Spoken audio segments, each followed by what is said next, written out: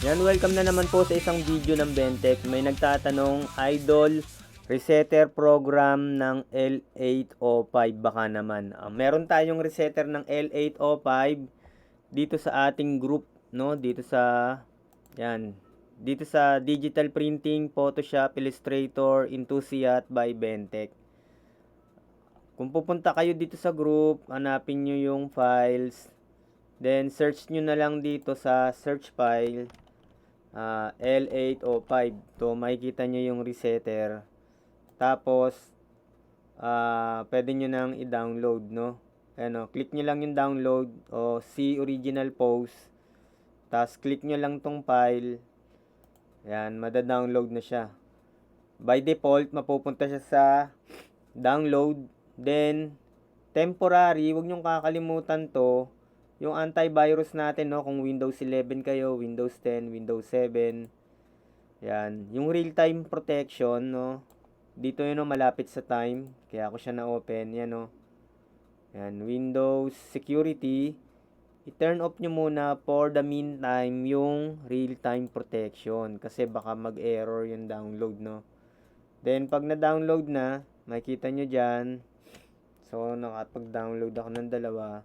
Dapat meron kayong naka-install na WinZip o kaya WinRAR or 7-zip.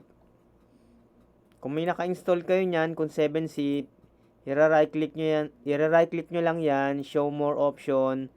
Kung 7-zip, extract here.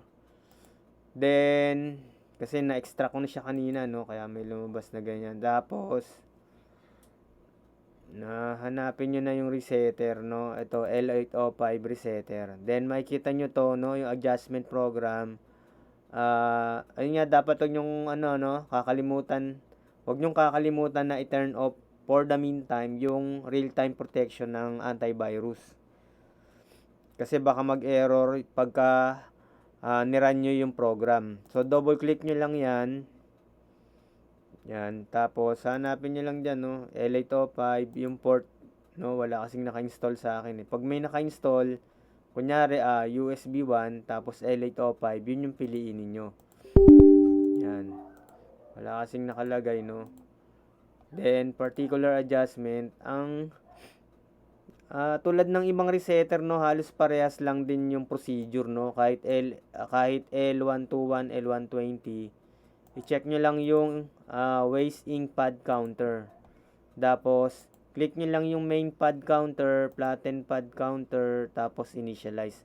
Since na wala ang naka-install na L805 dito, mag-error to. Yan. Yun lang. So, yun lang mga, mga ka-printing. Hanggang sa muli, baka meron kayong kailangan na resetter, follow nyo lang ko sa FB page.